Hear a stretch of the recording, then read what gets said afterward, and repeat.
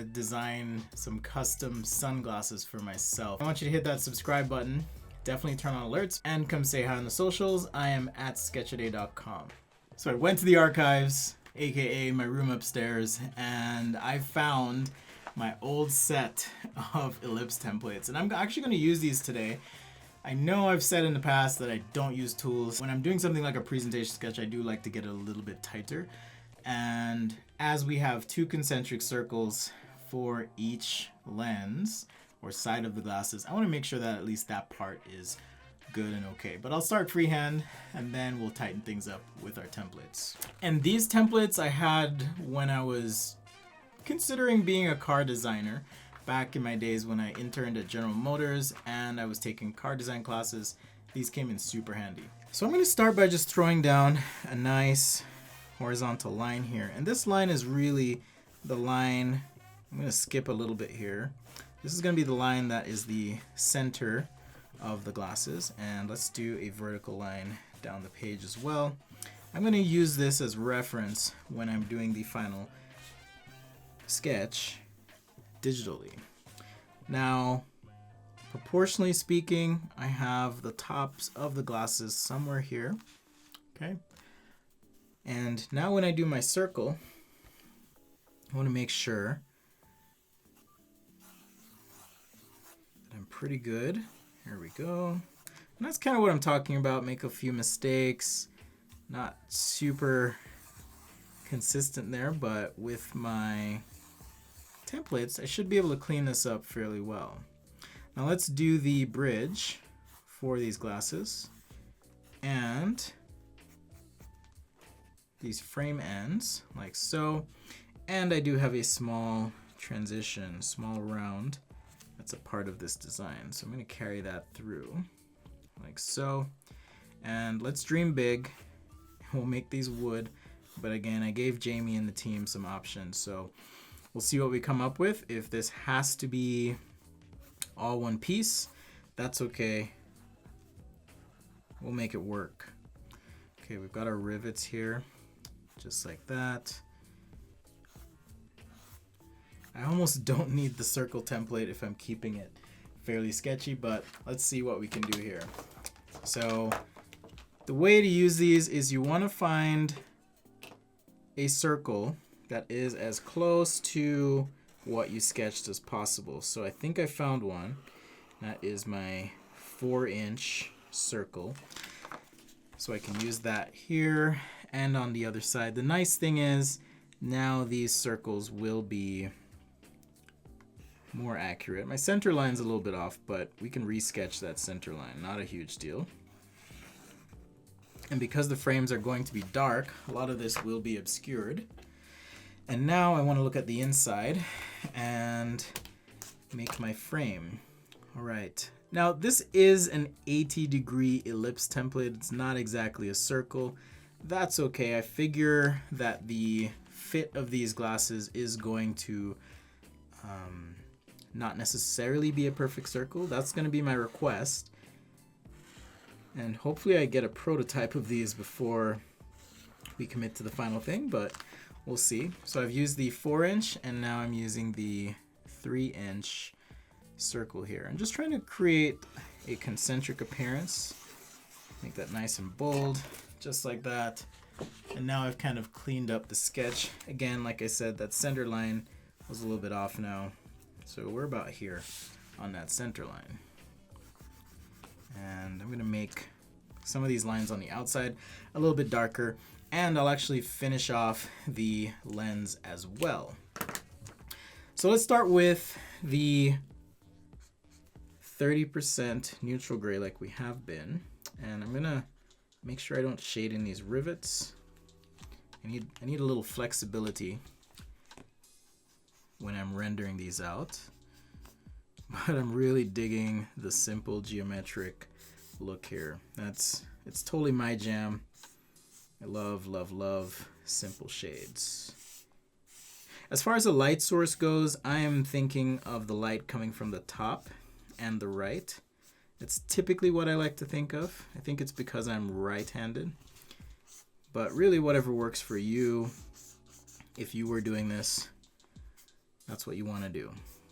So make it yours, make it cool, and so forth. All right, leaving a little white spot at the top here for highlight, and then just shading in the frames. Thinking about the light source, if there's a secondary light source, where that might be coming from, and how that might be impacting the shading on these lenses. All right, so there's a start, and now I want to, again, because the light source is coming from the top and to the right, I'm probably gonna have a reflection, something like this, on these lenses. Not quite horizontal, not quite equal, something like this, and then right at that line, we wanna put darkest darks against our lightest lights. So with this neutral gray, I'm just gonna shade in like so, almost like a half of a flat sphere. All right. The thing I like about markers is they're very quick, and you're able to kind of get a feel for a design without spending a ton of money, especially if you get some really cheap markers to work with like I have been. And again, you can check out that review on the channel here. But let's go ahead and darken up the frame a little bit more. Careful not to make too many boo-boos. Some of those we can fix, some of them we may just have to live with. And even shading this in, sometimes I get questions, well, you shaded that in, why did you bother going with the light gray? Well, it's all about flexibility. You know, sometimes you want to pivot in the middle of a sketch, so if you start light, it gives you that flexibility to make some changes along the way. And that's why I like to start with those light lights. Although this neutral gray 7 is fairly dark, so you'll want to be careful if you're using something like this. Make sure that you just keep it fresh, and you can kind of move quickly with your strokes. That energy you have in your stroke is going to carry through to your drawing. So think about that. I'm a big believer that your attitude and frame of mind definitely impact the final outcome of what you're doing. Okay, so a little bit more here. Let's get our shading in on these surfaces. Again, the reason I'm leaving some of these areas white is I do want to show that there is light hitting these glasses, and perhaps there's a bit of surface geometry to these frames as well. All right, so just keep shading in, maybe a little white on the rim. And now I can go even darker. So I can go with black or work with this neutral gray 9 and go just a little bit darker on the frames and the lenses too, and make sure we get the right values in place. I like the idea of copper rivets if they have them. I'm not sure. We'll see what the guys there come up with. And I'm super excited.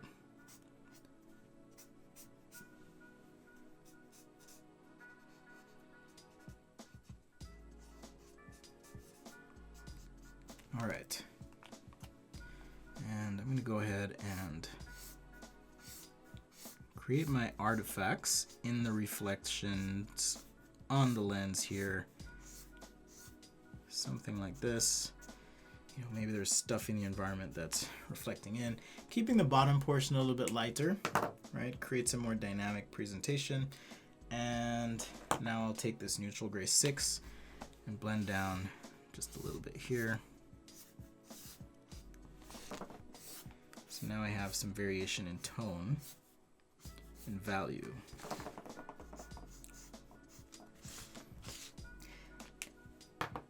If I want to create some warmth here or depth, I can take a colored marker and just shade over the gray.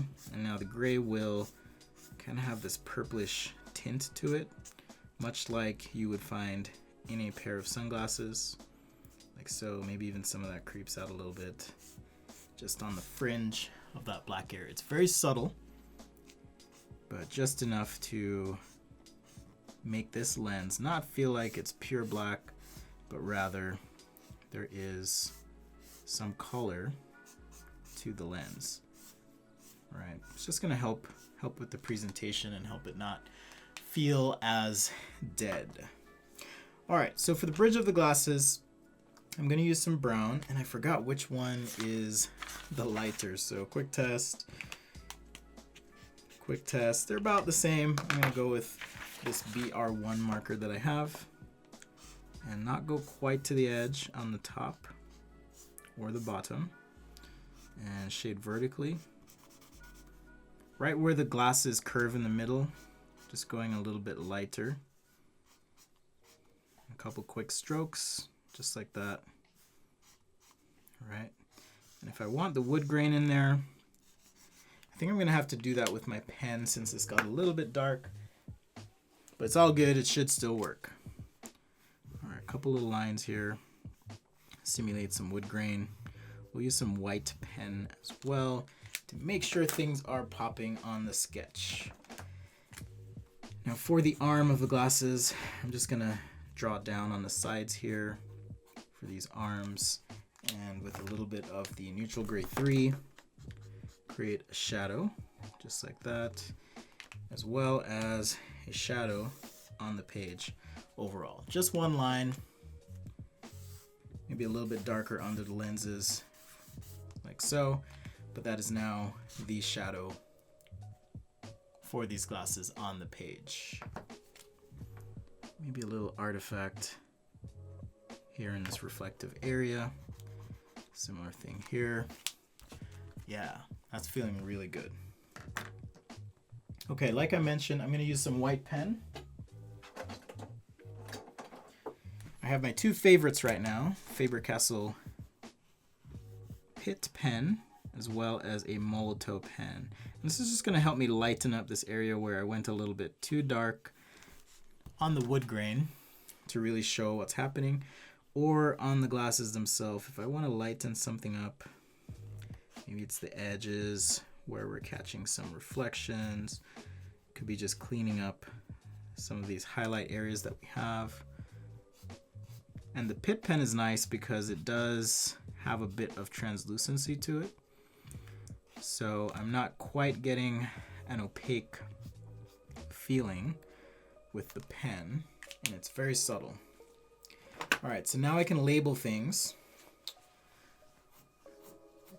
My nose rest and so forth. I'm also going to clean up the outside with a darker pen as well. And let's see.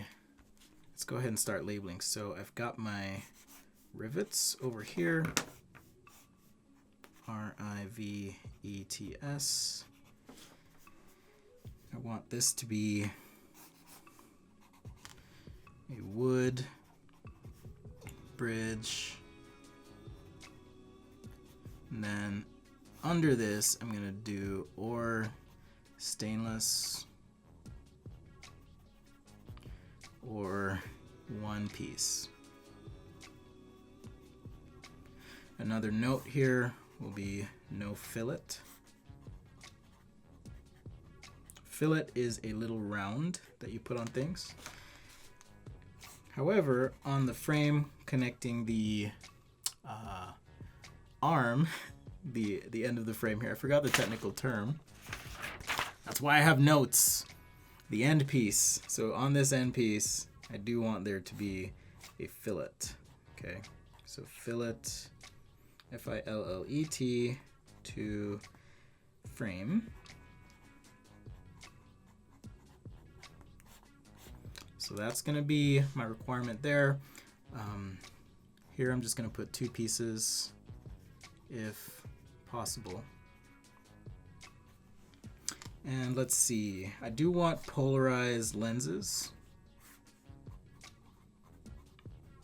I'm not wearing corrective lenses yet, so I just want these to be polarized lenses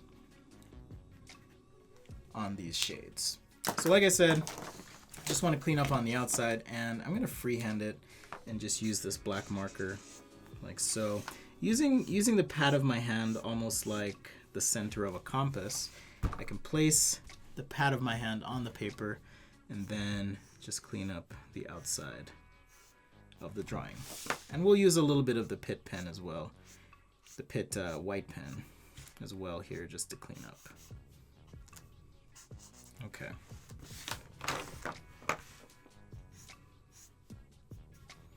All right.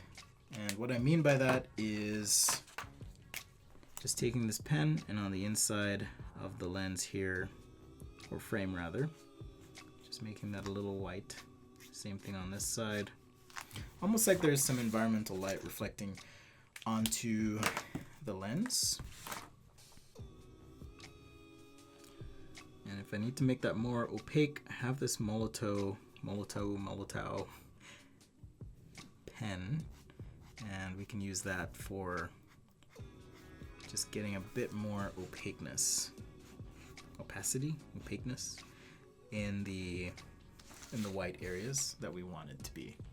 All right, so I think this is where I want to go with my glasses on paper represented in markers.